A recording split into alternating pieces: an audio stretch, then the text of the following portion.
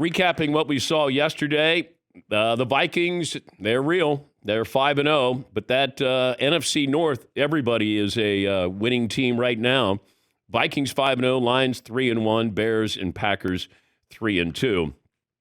Texans with a big win. Questionable coaching in that one. Situational football, they like to call that.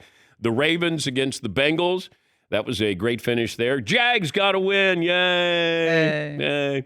And the 49ers, they can't put away the pesky Cardinals. Here's their head coach, Kyle Shanahan. Extremely frustrated. I think we had 13 points and 17 in the other. By no means should we be able to give that away. Always will come back to turnovers, in my opinion. There's other things you can do to overcome them. I talked about last night how we thought a key in this game would be turnovers, and that's exactly what the first half was. Gave us a huge advantage, and then it flipped in the second half, and when you do that, it's tough to win. Okay, it's early-ish, but it's still mid-October, and they're banged up. But then you look at that division. Giants beat Seattle. I didn't have much hope for Arizona, but give them credit. They played well enough to pick up the win. The Rams banged up. And then I wonder, November 5th is your trade deadline. You start to look around the NFL and you go, okay, who's buying, who's selling? Like if you're a Cleveland Browns fan, do you think your franchise is going to start selling? Now, you can't sell off your quarterback. You'd like to. But Myles Garrett, could he be had? Njoku, like you start to look around and go, when does that team go, let's make up our mind here, whether we're buying, selling, or we're going to stay as is. But you probably in the next 2 weeks, that's when you're going to start to look at these teams and say, could you see a scenario where the Rams say to Matthew Stafford, look, Cooper Kupp's banged up, Puka Nacua not be able to come back. Would you be interested in playing on another team? Just throw it out there. Now, I would think he would probably not be. It seems like they're firmly entrenched in L.A., but do you say that as a courtesy to him? These teams that need quarterback. If you said Pittsburgh, hey, would you like to have Matthew Stafford? Sure. What's it going to cost us? This is where it gets interesting because when we look back on Jared Goff and Matthew Stafford, I don't think we thought, boy, they're going to give up Jared Goff. And they're going to give up, they're going to pay, they're going to give up draft picks, and they're going to get Matthew Stafford. Now, it did work out. I don't know if there's going to be a team that will do that prior to the trade deadline. The Cowboys with a big win last night in Pittsburgh. This is where Pittsburgh's defense, game on the line, this is what you're supposed to do. You're supposed to shut down the Cowboys. But Dak Prescott leads them down, gets the game-winning touchdown. And the Packers picked up a win. And still not sure about the Packers. It's one of those where you go, sloppy. But it's still early. We're 5 weeks in. Seton, would you do the honors? Stat of the day is always brought to you by Panini America, the official trading cards of this program. Well, we might as well start with worst loss of the weekend, but with an asterisk. We're taking Alabama off the list. They're taking that one off the board because that is just, okay. Catastrophically bad. So we're going to remove that one because we want to actually try to have an entertaining poll question. Okay. We may call this the Alabama poll question. Okay. We might also be able to split this into NFL and college football questions too. All right. Because there were so many huge losses in college football. Okay. But if we go to the NFL, 49ers, that's a bad loss. Home loss. Home loss, dog. That's not great. I love, though, when Kyler Murray made the turn and it looked like he was about 2 yards in front of the defenders and he already started celebrating and he had 40 yards to go. It was like, I got a step on you. That's enough. Scoring. Touchdown. It was, woo. That was quick. All right. What else, Eaton? Bengals, they just can't seem to right the ship. I know, but if I look at their schedule coming up, the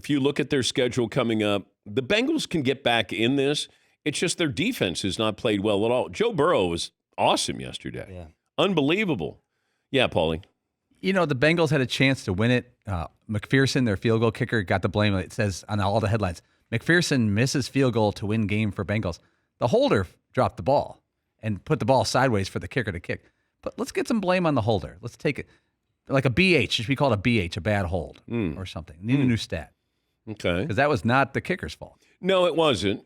but he missed the ball to place it. That was what was missed in that situation. But that was a wild finish. And Lamar Jackson, I mean, what a crazy touchdown pass. Crazy. Here is how it sounded. Lamar in the shotgun. Lamar bobbles the snap, has to pick it up off the turf. He's being chased, corralled, stiff arms a man, Sam Hubbard, and finally slings in the back of the end zone. Touchdown! Isaiah Likely! Oh my! Unbelievable! Awesome. That's courtesy of 98 Rock Ravens Radio Network. All right. What else do you have, Seton? That's fun. The Bills dropped that one. I don't know if it's so much that they lost or how they lost, but I didn't understand it. Under a minute, and you're down at your goal line, and you throw 3 passes. Once you throw the first one, then you got to throw 2 more.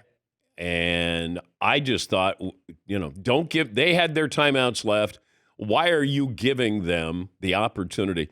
The Bills and Sean McDermott put a loss in play by doing that.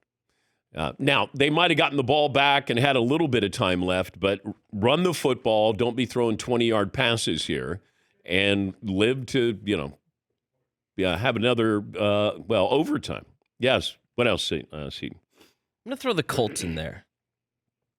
Okay. I feel like losing to the Jaguars, a team you should have beaten, and you're trying to be competitive, that's one that, to me, that's a bad loss. Yeah, but, I mean, Flacco played well. I don't know. Like, the Jags are supposed to be a really good team. They haven't played that way. I don't know. Like, Jonathan Taylor, wasn't he out in this game? Like, they felt like they were banged up. And Flacco's out there throwing for 300 yards. But 3-2 versus 2-3, especially against a team that you should have beaten. Yeah. It's their only win this year. I don't know. That feels like one that you let get away. That felt like if you're Doug Peterson. Yeah. You lose that one, and all of a sudden you're like, boy. And I was wondering this, because the Browns moved on from Joe Flacco. And I thought, they didn't even give him an offer. Then they brought in Jameis Winston. And I thought, well, how much are they paying Jameis Winston? And how much is Joe Flacco making in Indy? I think they're making $4 million apiece. It doesn't make any sense that you get rid of Flacco. I mean, it's not like he's slowing down. He was never fast to begin with. But he knows how to play quarterback. Jameis Winston doesn't. I mean, he can provide, a couple of highlights here for both teams, but Joe Flacco, I think they don't want a quarterback controversy. I think that's really what it came down to. That Joe Flacco is a better quarterback than Deshaun Watson right now. So they move on from him, and he's still able to play at a pretty high level. And he wouldn't walk off the field on a 4th down, quit on his team. Now, I did have a Browns fan say to me, there was confusion of what they wanted to do. It didn't sound like or look like that with Kevin Stefanski, the head coach. He's like, what are you doing? What are you doing? Usually, doesn't the quarterback fight to stay on the field? Hey, we're going for it, right? Come on, let me try it. We're going for it. You're losing. You're getting blown out. He was like, 4th down. Let me get over here. Some bad body language there, man. Bad body language. What else, Seton? We could switch it over to, am I missing any NFL losses, by the way? Any that really jump out, Paul? Yes, Paul. I would like to say the Colts loss isn't that bad because I'm a Colts fan. I feel generally good about where we are considering my, Anthony Richardson has been hurt. If I'm a Browns fan right now, I'm on a cliff. We have a bad, expensive quarterback with tons and tons of baggage who we can't get rid of. It's like having mold in your home and you have no way to get it out. It's horrible. Yeah. They're non-competitive. They've got a lot of talent on that roster if you look at it. I mean, your quarterback's walking off, not trying to get a quick touchdown and make it a respectable game. He just doesn't have any energy. He's not alive. He doesn't seem to care. He's a shell of himself. And as I said, I had a source last week who said he doesn't want to run anymore. He's getting hit so often, he doesn't want to run. So there's not that dual threat with him. And It's all guaranteed. I mean, that's whew. Would you rather have that quarterbacking situation or the Dolphins quarterbacking situation moving forward? Deshaun cost you more, at least the next couple of years, and you don't know if Tua is going to play, and if he does play, how long he'll play. By the way, watching Josh Allen yesterday's head hit the ground, that to me, that would have the concussion. But he did get right back up, but it was one of those where, and if you've ever had a concussion, you always try to like shake your head, and it doesn't do anything. You're like, whoa. And then when they give you smelling salts, like he got his bell rung. But went into, I think they said it was his ankle. The NFL's never going to change because the players aren't going to change. They're like, oh, man, I hurt my ankle. Why are you shaking your head? I have no idea. Yes, Paulie. Josh Allen was 9 of 30, and they could have stole that game and won it. 9 of 30. Jeez. Wild day. Yeah, I know. Yeah. Yes, Todd. That's not a typo? No. I just double-checked it. Are you sure? Maybe it's 19, and I'm reading it wrong. Yeah, I only have one eye. That's not possible. I think you got the 9. You didn't get the right. Yeah. It's on the left side. Yes, Todd. How do you not check Allen out, whether he's grabbing his ankle, knowing players grab different body parts to stay in the game? And if they did check him out, how could he come back after just one play like that quickly? I have no idea. I'm sure they checked him out because you have an independent doctor who's in there. And you can't watch that play and go, yep, that's his ankle. I mean, it might have been, but his head bounces off the turf. That was some thorough check. One play, he comes right back in.